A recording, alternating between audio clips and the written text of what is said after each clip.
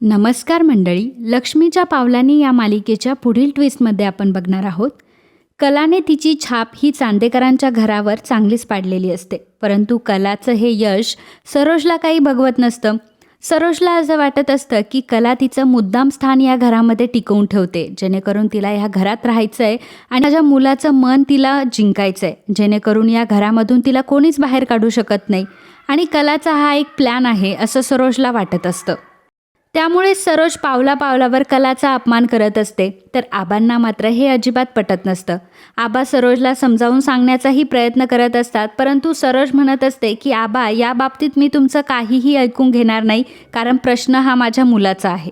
त्याचवेळी कलाबद्दल बाबांना खूप वाईटही वाटत. ही मुलगी तिचं घर सोडून परक्याच्या घरात आली आहे, परंतु हिला घरामध्ये काही सन्मानही भेटत नाही, मानही भेटत नाही आणि जे ते येतं ते तिचा अपमानच करत बसतं. एवढा मोठा चांदेकरांचा वाडा असून सुद्धा ह्या मुलीला एका स्टोर रूममध्ये राहावं लागतंय, हिचं मन मारून राहावं लागतं. एवढी हुशार मुलगी आहे, परंतु आज आमच्या घरात ती अशीच पडून राहिली आहे.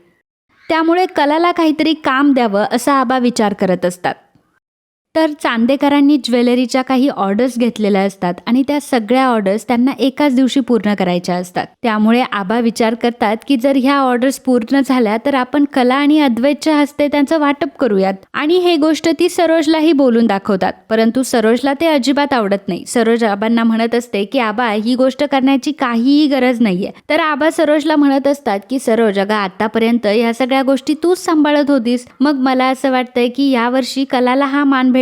तू तर यामध्ये लक्ष घालतीच आहे, परंतु कलालाही घालू दे, तीही दोन गोष्टी शिकेल. परंतु सरोजला मात्र हे अजिबात मान्य होत नसतं. सरोज आबांना नाहीच म्हणत असते. आबांचं म्हणणं असतं की सरोज, अगं ती जर तुझ्या हाताखाली शिकली तर उद्या तुझा डोलारा तीच सांभाळणार आहे आणि पुढे हे सगळं तिलाही समजायला हवं, तिलाही कळायला हवं. परंतु सरोज म्हणत असते की आबा, आतापर्यंत या सगळ्या गोष्टी मी सांभाळल्या ना, तर त्यामुळे मीच सांभाळेल. मला ह्या मुलीची काही गरज लागणार नाहीये, तुम्ही उगाचच हिला माझ्या गळ्यात बांधू नका. तर आबा म्हणतात की ठीक आहे. सरोज आता तिथून निघून गेल्यानंतर कलाला म्हणत असतात की कला, मला माहितीये की सरोज तुझ्याबद्दल खूप वाईट बोलतीये, परंतु सरोजचा स्वभाव असा नाहीये. जे काही झालंय त्यामध्ये सरोजचीही काही चूक नाहीये. कला म्हणते की हो, मी त्यांना चुकीचं समजतच नाही. आबा म्हणतात की हो, मला माहितीये की तू खूप गुणी मुलगी आहेस. सरोज ज्या ऑर्डर कंप्लीट करते ना, त्यामध्ये सरोज तर तुला सामावून घेत नाही, परंतु तू एक काम कर, या सगळ्या गोष्टींमध्ये तू इनडायरेक्टली लक्ष दे, म्हणजे सरोजच्या विरोधामध्ये सुद्धा तू हे काम करण्याचा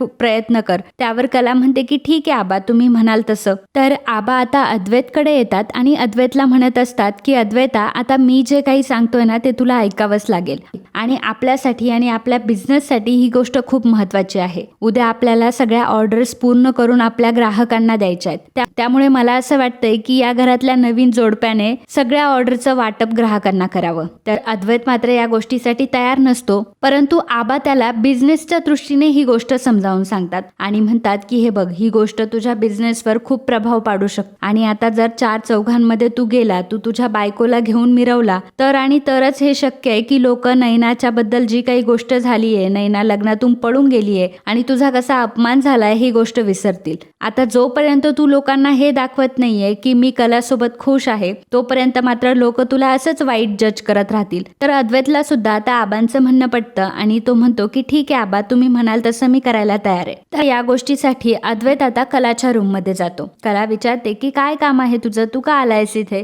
तेव्हा अद्वैत तिला सांगतो की आता तुला मी जे काही सांगतोय तेच करावं लागेल. आपण जेव्हा रिसेप्शनच्या वेळी एकत्र आलो होतो आणि आपण किती हॅपी कपल आहोत हे सगळ्यांना दाखवलं होतं, तेच नाटक आपल्याला आता पुन्हा कंटिन्यू करावं लागणार आहे.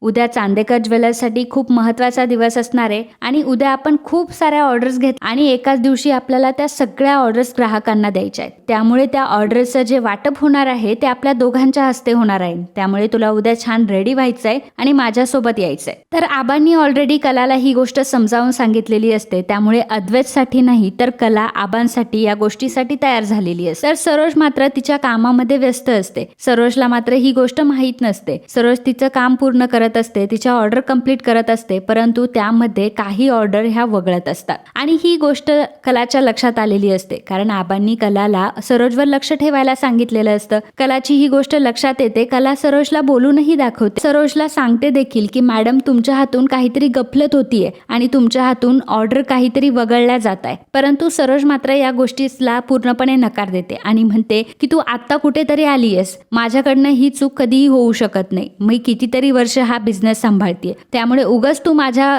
कामामध्ये नाक खुपसू नको, तू इथून निघून जा. कला तिला सांगण्याचा प्रयत्न करत असते, परंतु सरोज काही तिचं ऐकून घेत नाही. त्यामुळे कला तिथून निघून जाते.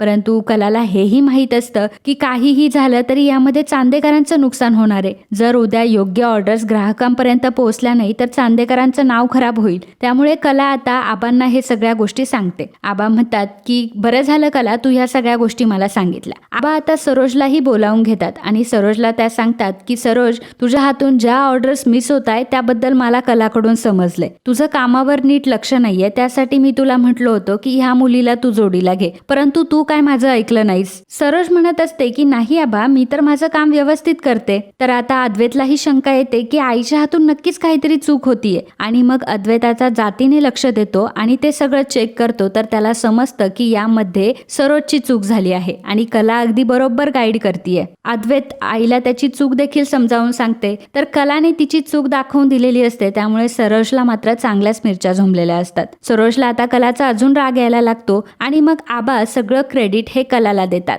कडून ते काम काढून घेतात आणि ते सगळं काम आता ते कलाला देतात. कलाची सगळीकडे वाहवा सुरू असते. सरोजला मात्र ते अजिबात पटत नसतं. तर दुसऱ्या दिवशी आता चांदेकर ज्वेलर मधून सगळ्या ग्राहकांना त्यांच्या ऑर्डर्स ह्या कंप्लीट करून दिल्या जातात आणि सगळ्या ऑर्डरचं वाटप हे कला आणि अद्वैतच्या हातून झालेलं असतं. तेव्हा मात्र अद्वैतला कलाच्या डोळ्यामध्ये एक वेगळीच गोष्ट दिसत असते, ते म्हणजे प्रामाणिकपणा. अद्वैतला असं वाटत असतं की जर हिला खरंच काही घेणं देणं नसतं तर हिने सांगितलंही नसतं की सरोजच्या हातून काही चूक होतीये म्हणून. आणि ही मुलगी आल्यापासून बघतोय की हिने कुठलीही चूक केलेली नाहीये किंवा असं काही केलेलं नाहीये की जेणेकरून दुसऱ्याला त्रास होईल. त्यामुळे कलाबद्दल आता अद्वैतचं मत हळूहळू चेंज व्हायला लागतं आणि अद्वैतला समजायला लागतं की कला ही वाईट मुलगी नाहीये. तर मित्रांनो, आता ही मालिका नक्की कुठलं वळण घेणार आहे हे आपल्याला पुढे येणाऱ्या काही एपिसोडमध्ये कळणार आहे. परंतु जर डेली एपिसोडपेक्षा तुम्हाला ट्विस्ट एपिसोड बघायला आवडत असतील तर लगेच आपल्या चॅनलला सबस्क्राईब करा आणि हा भाग तुम्हाला आवडला असेल तर नेहमीप्रमाणे व्हिडिओला लाईक आणि कमेंट करायला अजिबात विसरू नका. धन्यवाद.